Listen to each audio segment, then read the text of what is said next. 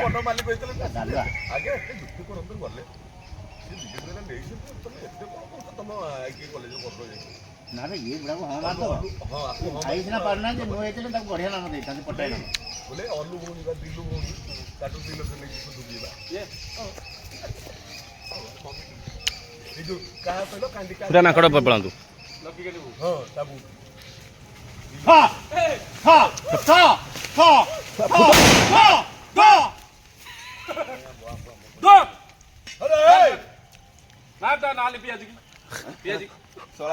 ଆମେ ନୀତି ଆଦର୍ଶ ମୋଦିଙ୍କର ନୀତି ଆଦର୍ଶରେ ଗଣା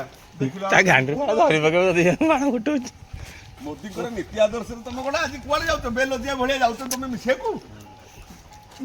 ସୁର ଯେମିତି କହିଦେଲା ମୁଁ ମରେ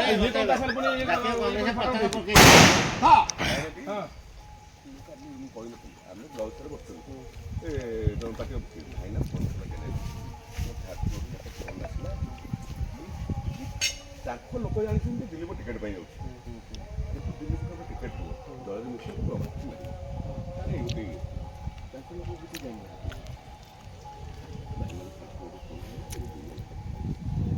ତମ ନେତୃତ୍ୱରେ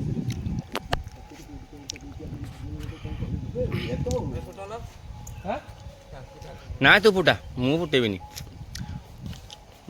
ଫୁସକି ଯାଉଛି ଆଉ ଏପଟ କର ତାକୁ ନେଇଛି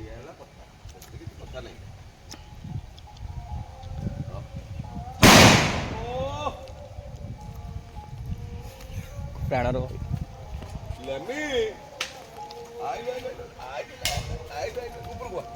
ଚିନୁଚି ଗଲି ଆଉ ଗୋଟେ ଫୁଟା ଆଉ ଗୋଟେ ଫୁଟା ଚାବି କାହିଁ ଚାବି କାହିଁ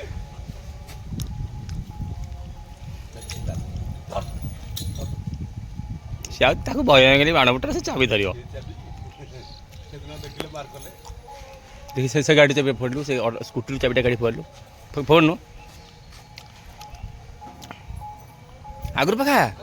ପାଖା ଭିଜୁଆଲ ଏଇଠି ବାଣଟା ଫୁଟେ ସେ ଚାବି ନେବ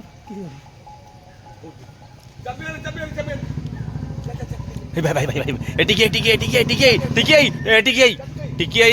ଟିକେ ଟିକେ ଆଜ୍ଞା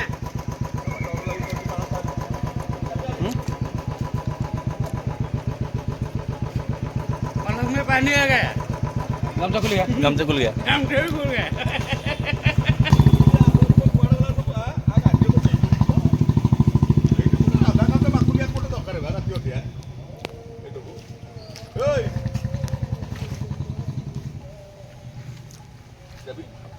राधाकांत बांक खोली दियो हाँ रुह टिके आउ टिके होची आउ 2 मिनिट एटे चाबी आउ थरे पड़न चाबी बाण बंद होला पाखु पवन क्लोज अप मार बेड़े के जूम करी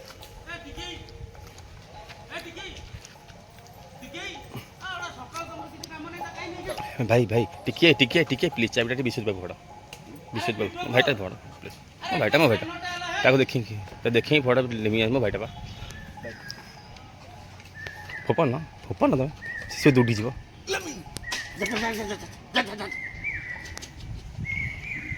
फॉलो कर करना आउ थे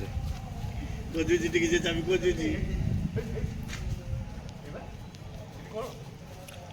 सब छली रे उठा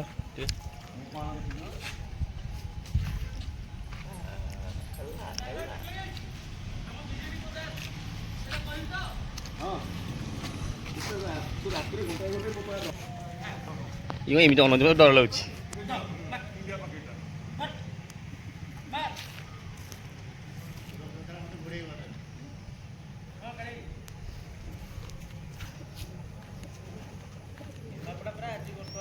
भाईना उपस्थित बीजेडी जोगदम 8:30 बेले आमर दिलीप नायक मार डिह गले कह बाहर पूरा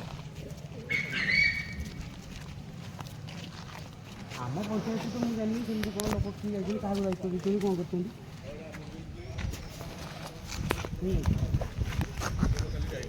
सब कुकुर ये लगी जाऊ फतेहबादी ब्रह्मगिरी दियाली काकड़पुर भाई पानी टिके डुबा पानी बने अरे चढ़ईटा पड़ी मरीगला ପାଣି ପିଇବା ଖୋଲିଲ ଦେଖିଆ ସେ ପାଣି ପିଇବା ଅବସ୍ଥାରେ ନାହିଁ। କିଛି ଏଠି ମରିଗଲା ଅଲରେଡ଼ି ମରିଗଲା ଏଇ ଯୋଉ ଇଏ ବୋଧେ କର୍କରା କୁଣ୍ଡାଖିଆ କୁଣ୍ଡାଖିଆ ସିଏ ପାଣି ପିଇବାର ଯୋଗ୍ୟତା ନାହିଁ ତାର। ସେ ପଟକିନା ପଡ଼ିଲା ମୁଁ କହିଲି ଆମ୍ବଟା ପଡ଼ିଲା ନା କ'ଣ? ଏ ଆଜି ଫୁଟିଛି କି କାଲି ରାତି କାଲି ଫୁଟିଛି ଆଉ। ନାଇଁ ପର ହେଇଗଲାଣି ତ ହେଇଗଲାଣି 8-10 ଦିନରେ ଏଇଟା ଉଠିଥାନ୍ତା